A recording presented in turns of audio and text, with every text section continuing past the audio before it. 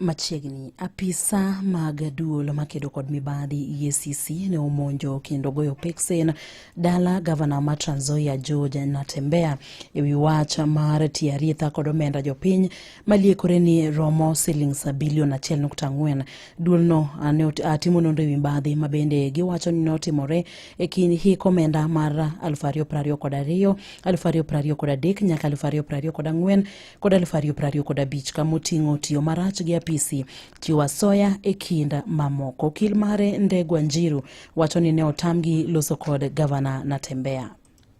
But unfortunately, we are not allowed by the EACC officers to access our client. When we ask them why we are not able to access the client, they are saying that the director in charge of investigation is yet to decide whether or not the client, he was arrested.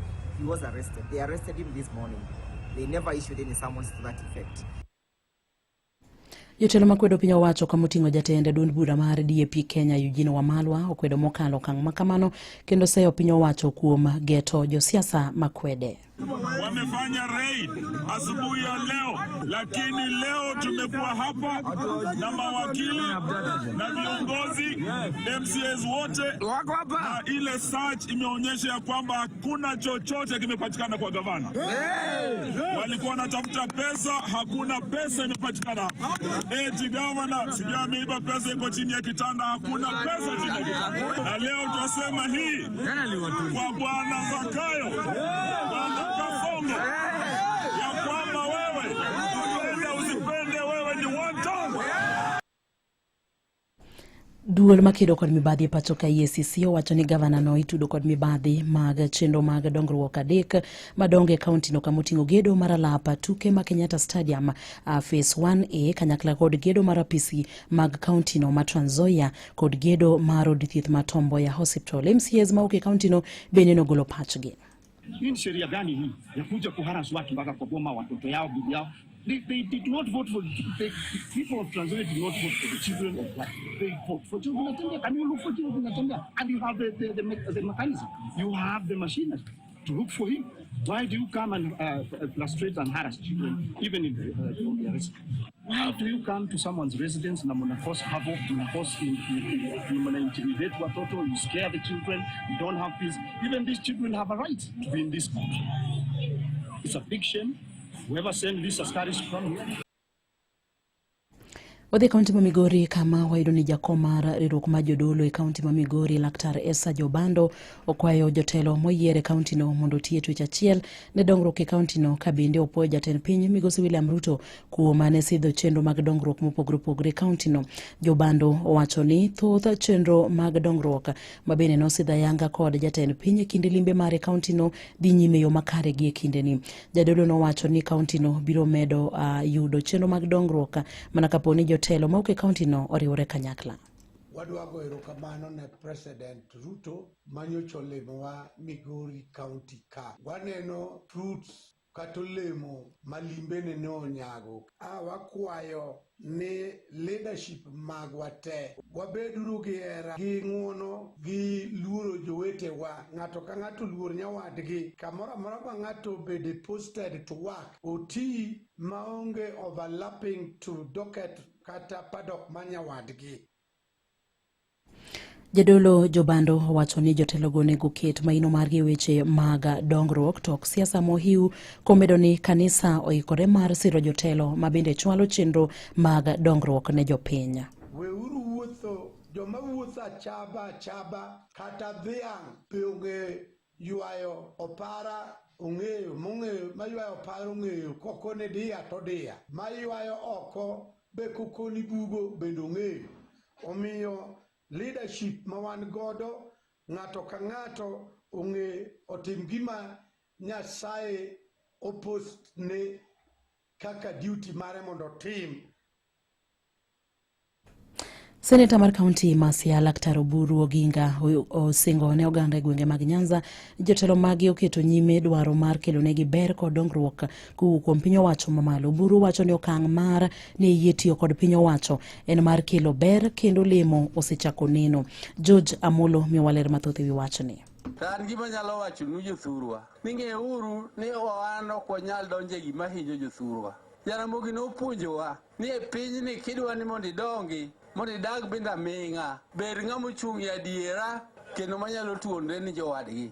Emomiyo nyakubed joma tuonre, kikubed ni unung'iyo mana maru kende mok ung'i jomoko. Mane ka piny ni nyalo dongo. Mano seneta ma Siaya Dr. Oburu Oginga manyo wuoyo koluwore gi ondamo ma duond buch ODM ne okawo mar donjo e piny owacho mar manywanda kata broad based government ka oluwo ni oganda jo Nyanza osegore ne pinyni masani to koro kindegi ochopo mar keyo. Jothurwa, usetemo ma usedhiro piny, usetemo ma udhiro kaka unyalo, ma nyithindu osetho, remo usechwero, koro miyo sani ka wayudo window matin ni jowabe nyalo yude gimoro mar sirikal manyalo chopo ka. An gimoro, I'm very happy. Dr. Oburu manyo wuoyo e kanisa Anglican manyuonge kar chung' od bura ma Bondo bende okwayo mana kwe ahinya to e kind jotelo moyier kowacho ni gimonego ging'i en weche mag dongruok. Dongruok ok dwar koko, dongruok ok dwar dhao, dongruok dwaro kwe. And our elected leaders, I want to just tell you that you have been given a privilege to represent your people. You must know resources are very, very scarce. Everybody wants those resources. And if everybody wants those resources, and you are waiting for it, that you are elected, and it will come to you like manna dropping from heaven, that will never happen. Weche mabende ne otiel gi jaod bura ma Uriri Mak Nyamita. And Dr. Oburu Odinga, I want to associate myself with your sentiments that every single leader who is elected, if you're elected as a senator, if you're elected as a governor, as a member of parliament, the only thing that you will tell people when the time for election comes, ni kazi. So I heard you say that other leaders, especially governors, should not just be walking around and making statements that are not helping people. They have been given resources. We want to see what they are doing with the money that they have also been given. Ka jaod bura ma Lagos Songa Samuel Atandi to nokwedo mokalo chung' ma gavana ma Siaya James Orengo osebedo ka ni godo mar kwedo broad based government komedo ni gin kaka jo Siaya sani koro Dr. Oburu ema ging'iyo. So jo Siaya, wan sani hotel mag Oburu Oginga i weche mag development. Ka nitie ng'ato man uyiero mar wacho ni development biro yude e dalane kuma betie kata wer mana Ugenya, mano ng'ama wiye rach. Oburu Oginga loso kod weche development kendo onge, there's no way we are going to get wrong. Oburu, I want to thank you for your leadership. You are a man of wisdom, and I want to say that we thank God for your life. Ne Radio Ramogi e County ma Siaya and George Amolo. Moko kuom jotelo pacho kae kwayo duol ma bende ochung' ne riwo wi Uganda jo Kenya kata NCIC mondo kaw okang' mager mar chika ne josiasa ma bende wacho weche mapogo Uganda kendo nyayo tulo e romo mopogore opogore kaachiel kod mbui gino ma bende koro thiro kwe e pacho kae kendo pogo Uganda. Ma ibiro seche gi maliet ma siasa koro osechako jimbore e pacho kae motelo ne yiero maduong' mar higa mar 2027. Anaenda kutangazia Wakenya wote kwamba ati 2027 elections kutakuwa na vita kubwa kuliko ile ya 2007-2008. Hiyo matamshi peke yake is enough to bar that person from holding any public office. Some people do not understand what it meant in 2007. He thinks that his personal problem is a national crisis. He wants all of us to leave what we are doing and focus on his statements. It is not a matter of if for Honorable Gachagua. He will be arrested. I am the chairman, Defense, Intelligence and Foreign Relations. All stakeholders, especially the political leadership, must refrain from planting seeds of empty and insightful rhetoric ahead of the next electoral cycle. The people of Kenya deserve nothing less than competition of ideologies followed by a peaceful democratic transition in 2027, not the sale of fear.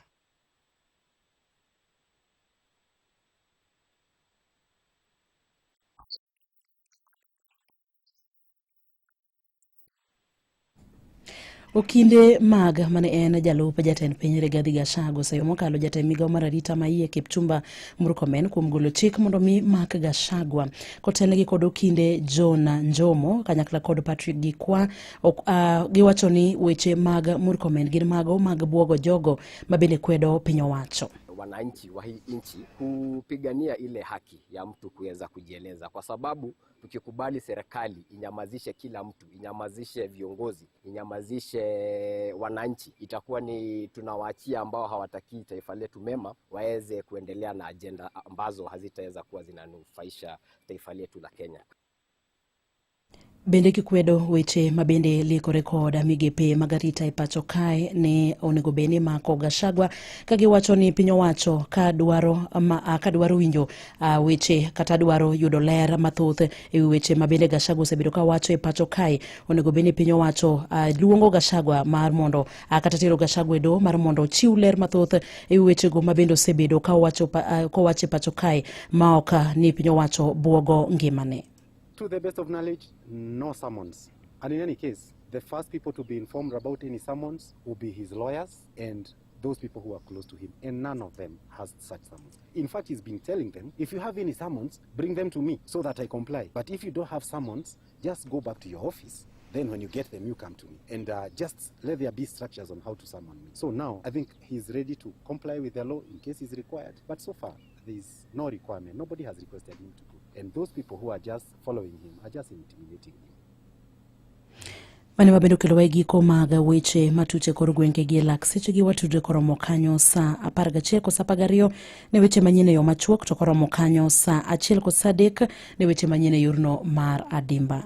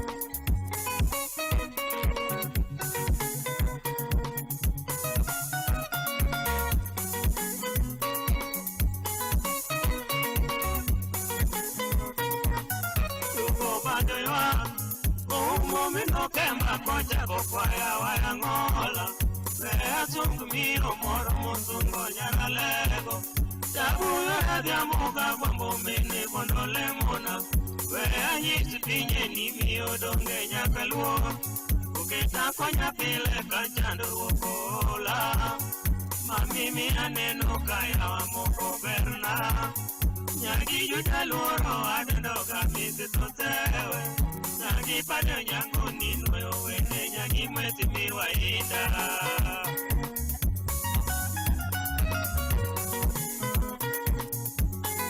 Ida di sungkoi Oso na jolakan lebidi kusiye kuna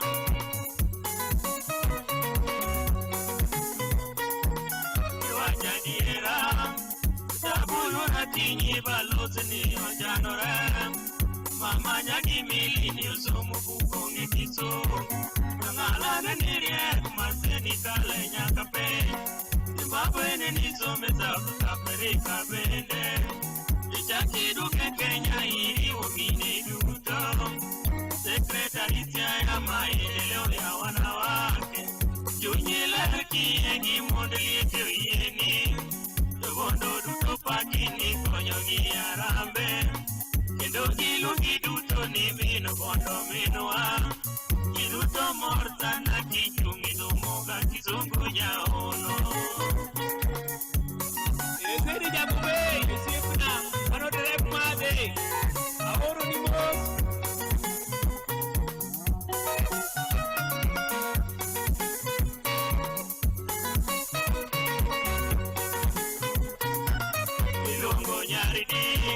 Abonde nyako molo nyapapu ndege nyanyo bombe Nyako tendo sulini sunge pinye kode gita Azungi nyeki ida odinga bende minbe Nyalegi loyo mono moi koto ingo miere Aluri yuru kuru gachengo kili nyaka kango Mami chungi mara jose akaunti oeri Aluri nyeka yuni juni giana nyanyo imbo Ine mitidelo di bodinga wunyage Ine mitamora kendo mitya okuguru Azungi minaywa nyalegi dito parotewe juta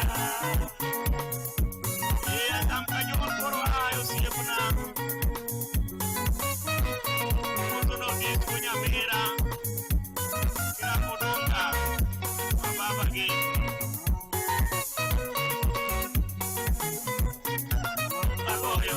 Kamano, Nalara yani konya kapinyi koda Aluto ke pozare jaki tonito nega Yoda kanarwe yoto nini kiungoda Mamimi apesa miko ayo algoja kusiepna Azuki yuradi na mafi europeo galagalo Iko maso simite kote meti jongere Azukura mpuwe yokodonga yobende pori Adobi jako menya gime yokwiri bende poyo Irotili noyo ginye no kumudo me poyo Namulali pori magisewe bende poyo Juji ngwana dira itega konyo jimato Alamoni nyasayo merina lomoni konyo ajayo Abu punya dori Embrayur ni soba Uso no nyako Mabu ingini aku madongo Obis musangi Maro nyoke Usie penama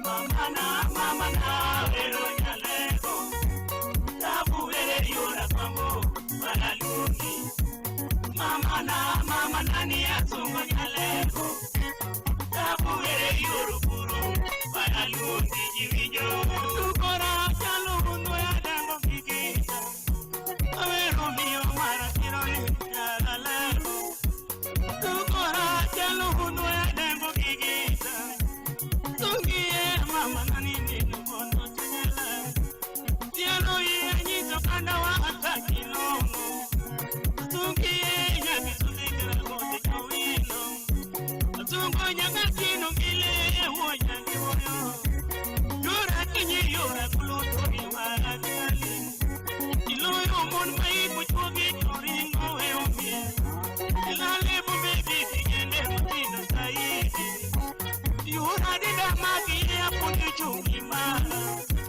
Irito parote upange iponyo wa mama waye Mama na Vero nyalego Tabu vere yura kwambo wala lungi Mama nani atungo nyalego Tabu vere yuru kuru wala lungi jivijo